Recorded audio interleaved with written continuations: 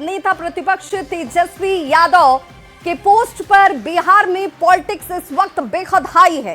तेजस्वी यादव ने social media post पर बिहार को हर मामले में पिछड़ा बता दिया। तेजस्वी ने सीएम और डिप्टी सीएम को भी बहस की खुली चुनौती दे दी। तेजस्वी के पोस्ट पर एनडीए ने जोरदार पलटवार किया है।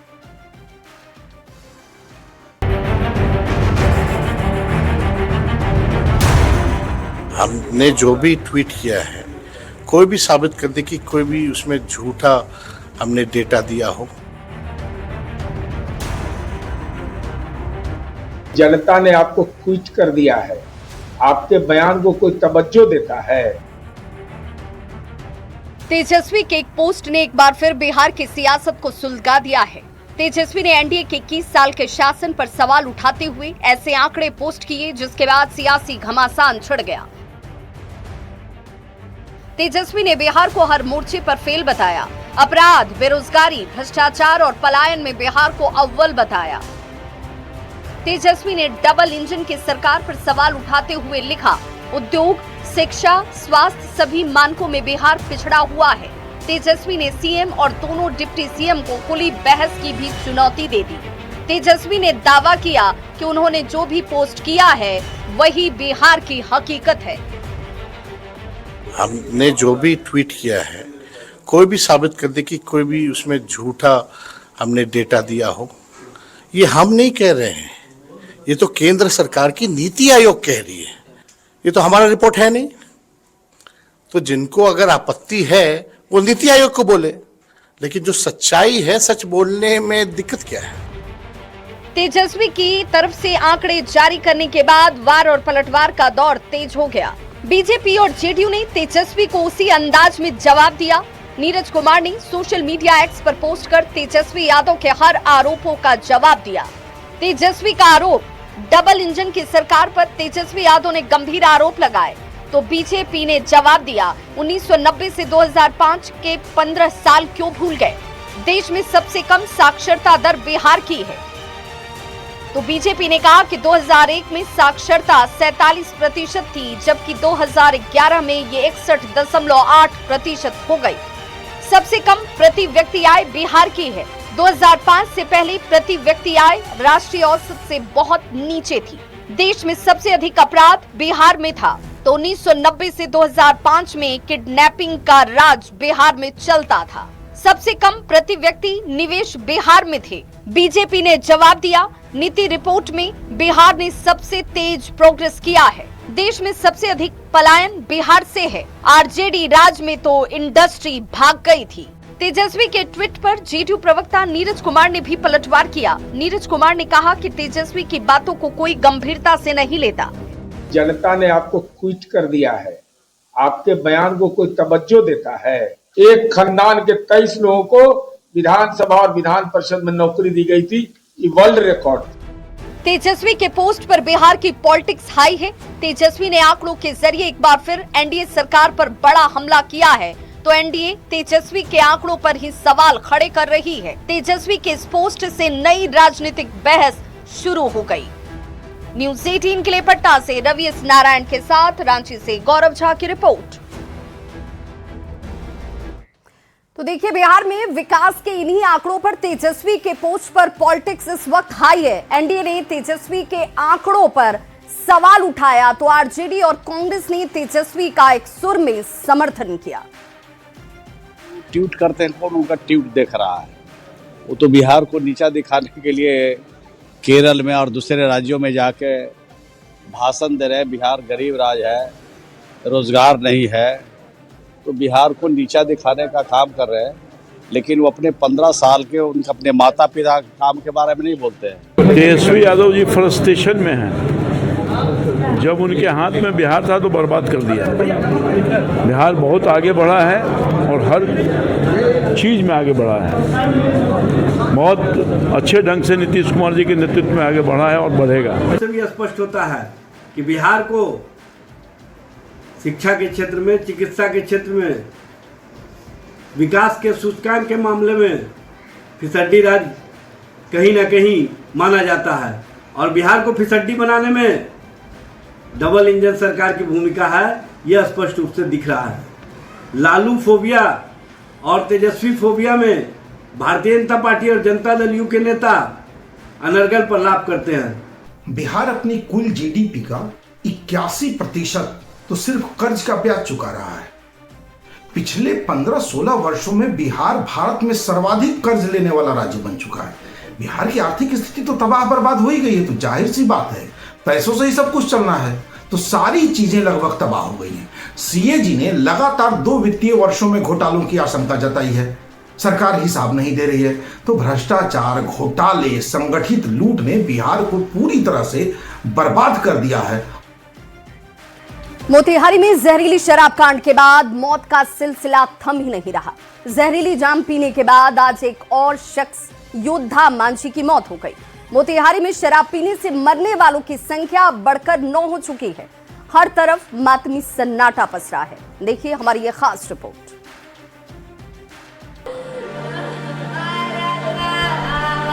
अस्पताल में मातमी माहौल, गहरा सन्नाटा और रोता बिलखता परिवार। मोतिहारी में जहरीली शराब से मरने वालों की संख्या बढ़ती ही जा रही है। ये तस्वीरें हैं मोतिहारी के शंकर सरैया के रहने वाले योद्धा मांझी के परिवार की। योद्धा जहरीली शराब पीने के बाद जिंदगी का युद्ध हार गए। योद्धा मांझी का जहरीली शराब पीने के बाद सदर अस्पताल में इलाज चल रहा था। दोपहर में अचानक उनकी मौत हो गई। अब उनकी पत्नी और परिजन दहाड़े मारकर रो रहे हैं। कालू हमनी का 12 बजे खानी आए रहे थे। तो दवाई दे के छोड़ देना। हाँ तो दवाई देलक लोग आ दवाई लेके हमनी का चल गए घरे। जहरीली शराब कांड के बाद पूरे इलाके में कुछ ऐसी तस्वीरें दिख रही हैं। मातमी शोर तेज होता जा रहा है। जहरीली शराब कांड में एक ऐसा भी शख्स है जिसकी जान तो बच गई, लेकिन एक साथ बैठकर शराब पीने वाले उसके साले की मौत हो गई। जहरीली शराब पीने से लाल कृष्ण यादव की मौत हो गई और उसके जीजा जय यादव की तबीयत खराब हो गई। अब जय यादव शराब नहीं पीने की कसमें खा रहे हैं। साला पिए थे तो वो तो रात डेथ कर गए। पटना जा रहे थे, यहाँ से प्राइवेट नर्सिंग होम से रेफर करा कर पटना जा रहे थे, तो रास्ता में डेथ कर गए। अभी 2 कुमार है। अब तो शराब नहीं पीजिएगा? शराब नहीं पिए, एकदम कसम खा लीजिएगा शराब नहीं पिए। डर लग रहा है अंदर में। मोतिहारी में जहरीली शराब से मौत का सिलसिला जारी है। 2 अप्रैल को चंदू कुमार और प्रमोद यादव की मौत हुई। 3 अप्रैल को परीक्षण मांझी, चंपत शाह और हीरालाल महतो ने दम तोड़ दिया। 4 अप्रैल को लाल किशन यादव, लड्डू साहा और मोहम्मद इलियास अंसारी काल के गाल में समा गए। 5 अप्रैल को योद्धा मांझी जिंदगी की जंग हार गए। बड़ा सवाल है कि इन लोगों की मौत का जिम्मेदार कौन है? कब थमेगा जहरीली जाम से जान जाने का सिलसिला? न्यूज़ 18 के लिए मोतिहारी से अवनीश कुमार सिंह की रिपोर्ट। तो मोतिहारी में जहरीली शराब कांड के बाद प्रशासन का एक्शन जारी है। कई जगहों से स्पिरिट बरामद हुए हैं। मुजफ्फरपुर बॉर्डर तक छापेमारी की गई, लेकिन सवाल अब भी वही, क्या रुकेगा मौत का ये कारोबार? देखिए हमारी ये खास रिपोर्ट। जहर की घूंट, सिस्टम का सन्नाटा, मौत का कारोबार, क्या मजबूरी का नाता? बिहार देश का वो राज्य जहां शराबबंदी है, लेकिन हकीकत में जहर का कारोबार आज भी जिंदा है। मोतिहारी में जहरीली शराब कांड के बाद अब प्रशासन हरकत में आया है। पुलिस और उत्पाद विभाग एक्शन मोड में है। छापेमारी हो रही है। गांव-गांव, खेत खलिहानों तक तलाशी चल रही है।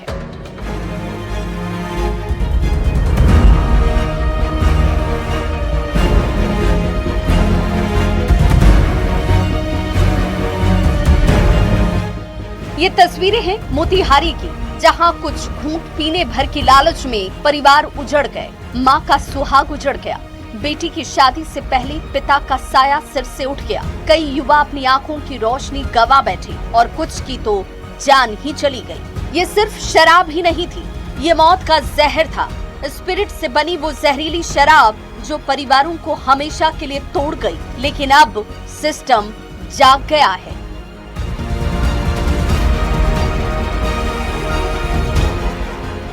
मोतिहारी में पुलिस और उत्पाद विभाग ने मोर्चा संभाल लिया है। छापेमारी के बाद शराब बनाने वाला 700 लीटर जहरीली स्पिरिट बरामद किया गया। वो स्पिरिट जो हजारों लीटर जहरीली शराब बनाने के लिए तैयार था, वो स्पिरिट जो कुछ बूंदों में जिंदगी छीन लेता है।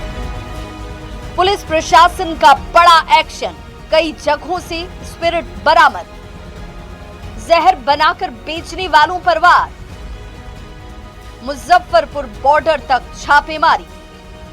वहीं मुजफ्फरपुर के सीमावर्ती इलाकों में भी पुलिस और एक्साइज विभाग का बड़ा एक्शन हुआ। कई ठिकानों पर दबिश हुई, कई लोग हिरासत में हैं, लेकिन सवाल वही है, क्या ये कार्रवाई काफी है? क्योंकि हर बार हादसे के बाद ही क्यों जागता है सिस्टम? क्यों हर बार मासूम जिंदगियां इस जहर की भेंट चढ़ जाती हैं?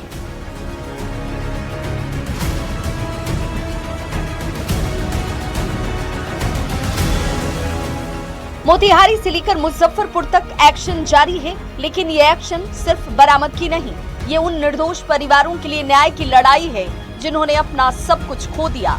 शराबबंदी का कानून मजबूत है, लेकिन इसे और सख्ती से लागू करने का वक्त आ गया है, ताकि कोई माँ फिर रो न पड़े, कोई बच्चा अनाथ ना हो और कोई परिवार दोबारा ना टूटे।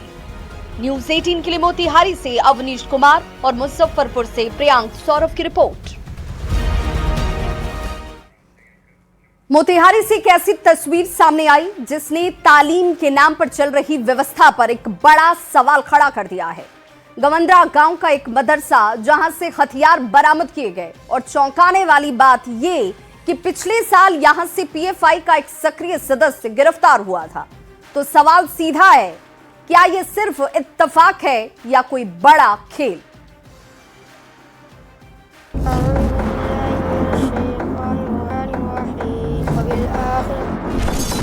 मदरसा या साजिश की फैक्ट्री, इल्म का आंगन या खौफ का सामान, किताबों की जगह खतरनाक हथियार, तालीम के नाम पर कौन सा खेल?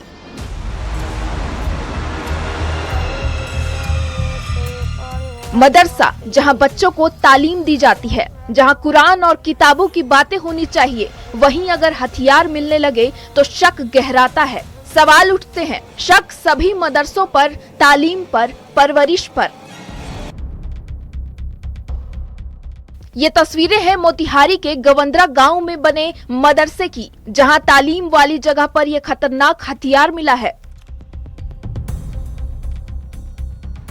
देखिए कैसे इस हथियार को रैप करके छिपाया गया है। किताबों की जगह हथियार मिलना ही एक बड़ा सवाल पैदा करता है। इस मामले में 3 लोगों को गिरफ्तार किया गया।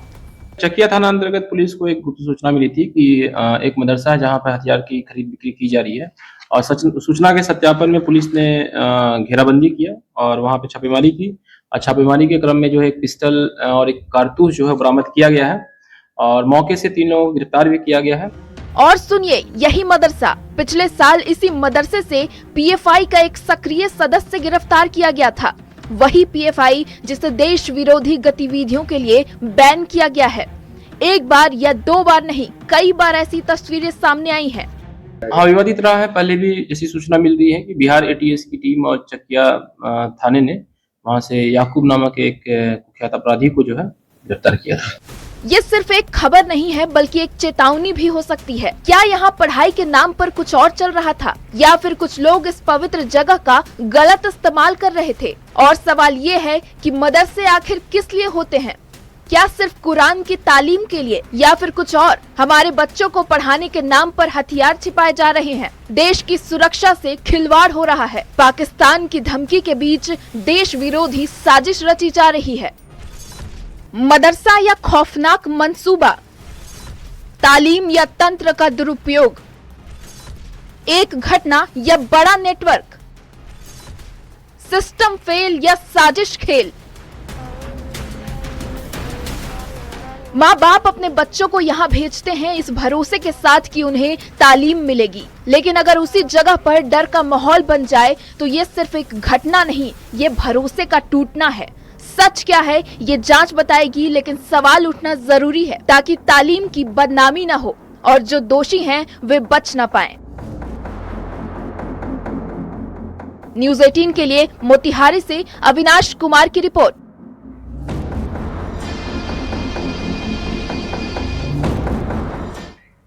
तो वहीं दरभंगा से सबसे बड़े सोना लूटकांड का पुलिस ने खुलासा कर दिया है। बेगूसराय पुलिस ने लूटकांड में शामिल 6 अपराधियों को गिरफ्तार कर लिया। बेगूसराय में मुठभेड़ के दौरान पुलिस ने एक अपराधी को व्हील चेयर पर बैठने को मजबूर भी कर दिया। देखिए ये रिपोर्ट।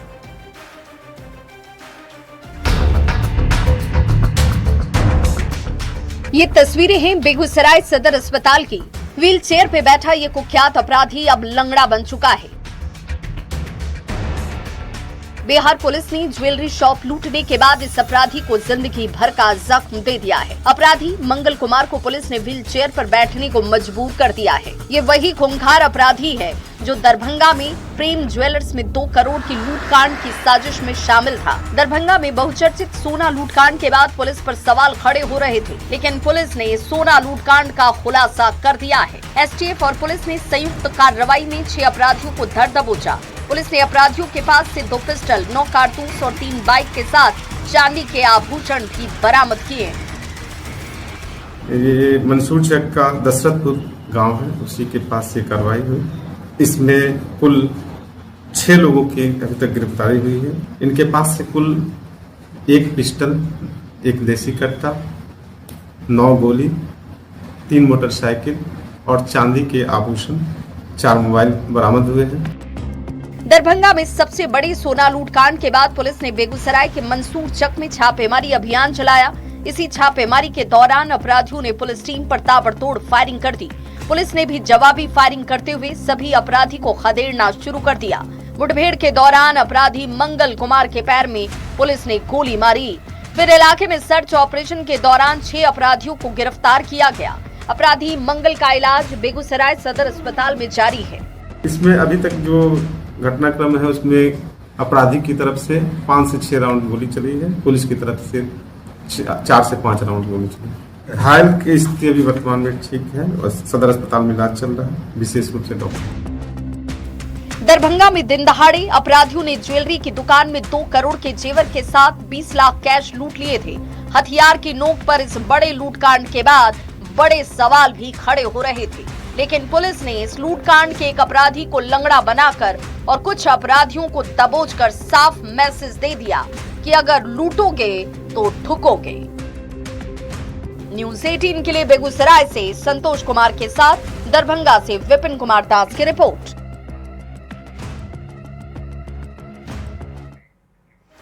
किसान महीनों की मेहनत से खेतों में फसल उगाता है, लेकिन जब वही फसल उसकी आंखों के सामने जलकर राख हो जाए तो दर्द का अंदाजा लगाना मुश्किल नहीं। बिहार के भोजपुर जिले के आरा में आग की एक चिंगारी ने सैकड़ों बीघे में लगी हुई गेहूं की फसल को पल भर में जलाकर खाक कर दिया।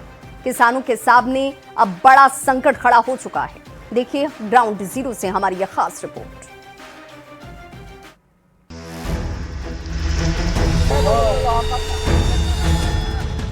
धरतीपुत्र किसान दिन रात मेहनत करके खेतों में फसल उगाता है ताकि दुनिया की थाली भरी रहे, लेकिन सोचिए उस किसान पर क्या गुजरती होगी जब उसकी महीनों की मेहनत उसकी आंखों के सामने ही जलकर राख हो जाए।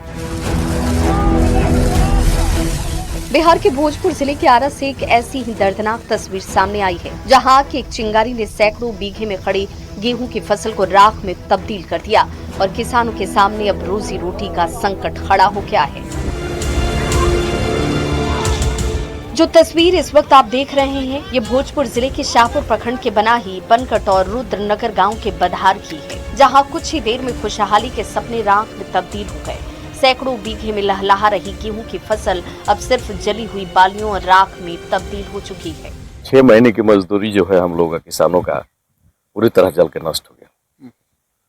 और खाने पीने के लिए, अपने खाने पीने के लिए, देश को खिलाने के लिए किसान मजदूरी करता है, पैदा करता है और सेकंड में घंटों में पूरा जलकर। बहुत सारे किसान मान लीजिए कि कुछ इधर उधर से लेकर के कर्जा, उन लोग का क्या होगा, मतलब इस पूर्णतः निर्भर इसी पर है।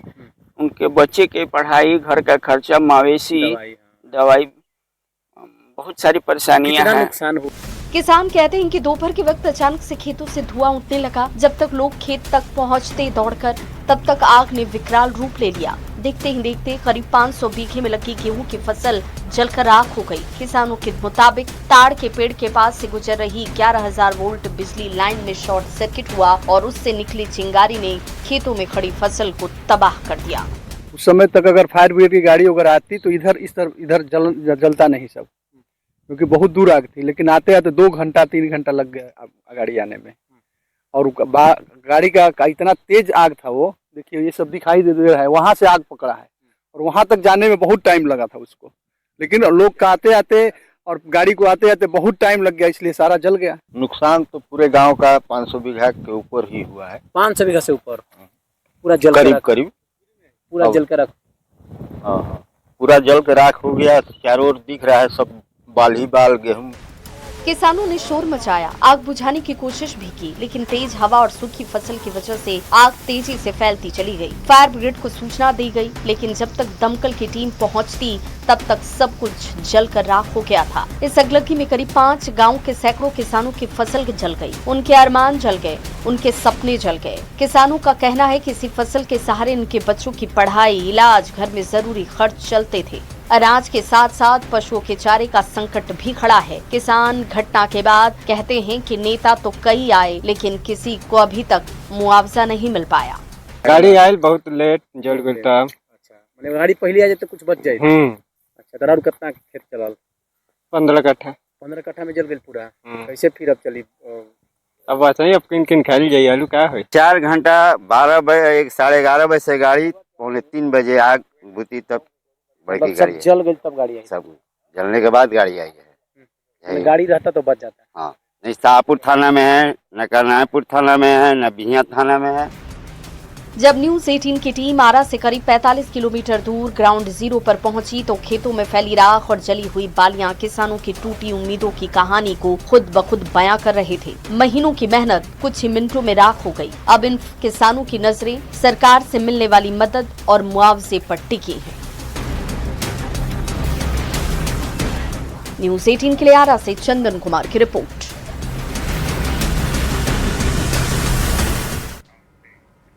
और बड़ी खबर आ रही है पश्चिम चंपारण से, जहां वाल्मीकि नगर में मुख्यमंत्री नीतीश कुमार ने कई विकास योजनाओं का उद्घाटन और शिलान्यास किया है। उन्होंने दूना नहर शाखा सेवा पथ के पुनर्स्थापन कार्य और गंडक बराज का निरीक्षण किया। इसके अलावा लौह कुश पार्क का जायजा लेते हुए भी बिहार के मुख्यमंत्री नीतीश कुमार नजर आए और वाल्मीकि नगर सभागार परिसर में पर्यटन से जुड़ी हुई नई परियोजनाओं का शिलान्यास भी किया गया। गिद्ध संरक्षण केंद्र और वन क्षेत्रों के विकास से संबंधित योजनाओं की भी शुरुआत हुई। जंगल सफारी को हरी झंडी दिखाकर मुख्यमंत्री नीतीश कुमार ने रवाना भी किया। कार्यक्रम में जीविका दीदियों ने मुख्यमंत्री का गीतों से स्वागत किया।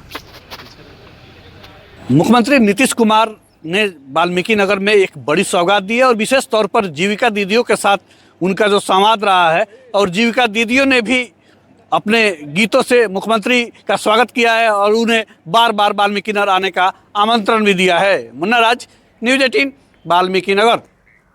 और अगली बड़ी खबर आ रही है मधुबनी से, जहां एक निजी स्कूल के हॉस्टल में छात्र की संदिग्ध परिस्थिति में मौत हो गई। घटना मधेपुर थाना क्षेत्र की है। मृतक छात्र के परिजनों ने स्कूल प्रबंधन पर हत्या का आरोप लगाया।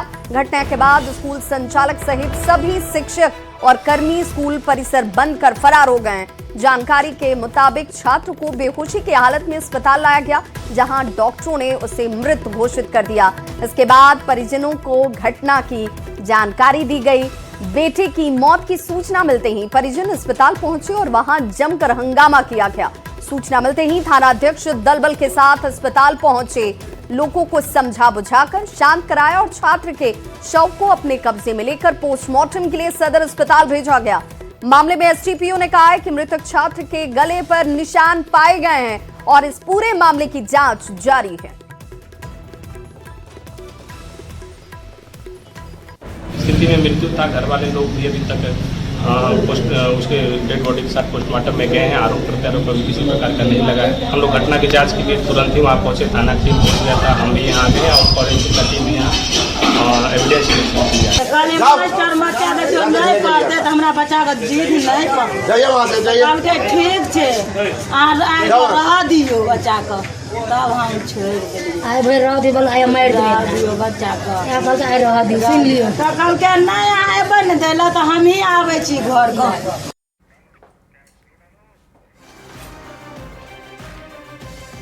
पटना के पीएमसीएच का टाटा अवार्ड जल्द ही इतिहास बन जाएगा। जी हां, मेगा प्रोजेक्ट के तहत फेज वाइज नए भवन का निर्माण हो रहा है, जिसमें 5,462 बेड का विश्व का दूसरा सबसे बड़ा अस्पताल ये बनेगा। पुराने टाटा वार्ड को खाली कर बुलडोजर से तोड़ा जाना है। वहां की मशीनें और उपकरण ग्रामीण अस्पतालों में भेजे जाएंगे। ये भवन 1940-50 के दशक में टाटा समूह के सहयोग से बनाया गया था। डॉक्टर, कर्मियों और मरीजों की अनगिनत यादें इसके साथ जुड़ी हुई हैं। देखिए संवाददाता रजनीश कुमार की यह खास रिपोर्ट। के सबसे बड़े अस्पताल पीएमसीएच के टाटा वार्ड का आखिरी वीडियो हम दिखाने जा रहे हैं, क्योंकि कल से इस वार्ड पर बुलडोजर चलने वाला है। और ये देखिए कि सभी सामानें जो है खाली करा दी गई है और जो काम की मशीनें हैं उसे अब ग्रामीण अस्पतालों में उपयोग किया जाएगा। यानी मशीनों की भी शिफ्टिंग लगातार जारी है। सभी फर्नीचर यहां से खाली हो गए हैं और अब बिल्डिंग टूटने वाला है। चूंकि यह रतन टाटा समूह के द्वारा पहले मेडिकल वार्ड, महिला वार्ड बनाई गई थी। यह वार्ड कोरोना वार्ड के रूप में भी कार्यरत रहा, शिशु वार्ड के रूप में भी कार्यरत रहा और चिकित्सकों द्वारा मरीजों को हर संभव इलाज कराई गई। मतलब लग रहा है कि भावनात्मक जुड़ाव आप लोगों का रहा है। पीएमसीएच में हम लोगों का एक एक जगह से भावनात्मक लगाव है। क्या लग रहा है कल से बुलडोजर चलेगा और ये भवन अब ध्वस्त हो जाएगा? जी, इस बात से बहुत दुख है, लेकिन नया अस्पताल बन रहा है उसके लिए भी बहुत खुशी है। माननीय मुख्यमंत्री लालू प्रसाद जी ने 1991 में टाटा वार्ड का उद्घाटन किए थे और उसके बाद माननीय मुख्यमंत्री नीतीश कुमार ने विश्व का दूसरा अस्पताल 5400 बेड का बनाने का कार्य कर रहे हैं। बच्चा का लाइन लगता था, लेकिन अब यहाँ से बड़ा बिल्डिंग में कुछ दिन पहले शिफ्ट हो चुका है, खाली हो चुका है और जितना बेड वुड या थी और सब खाली करके नया में खुशी और गम दोनों है, क्योंकि वर्षों की यादें जो है जुड़ी हुई है, चाहे नर्सिंग स्टाफ हो, डॉक्टर्स हो या तमाम कर्मी हैं। साफ तौर से कह रहे हैं कि बदलाव स्वीकार है, क्योंकि दुनिया का दूसरा सबसे बड़ा अस्पताल बन रहा है। और देखिए धीरे धीरे जो सामानें हैं वो खाली हो रही है और कल से ये जो है निस्तेनाबूद हो जाएगा, क्योंकि बुलडोजर से इस भवन को तोड़ा जाएगा। फेज वाइज जो दूसरा सबसे बड़ा अस्पताल बन रहा है दुनिया का, वो आपको तैयार हो रहा है। यानी 5462 बेड का ये अस्पताल बनना है। नतीजा धीरे धीरे टाटा वार्ड हो, हथुआ वार्ड हो, जहां भी यादें जुड़ी हुई है वो अब इतिहास के पन्नों में दर्ज हो जाएगा। और अब टाटा वार्ड की बारी है, यानी कल से ये वार्ड आपको नई इमारत बनते हुए नजर आएगा।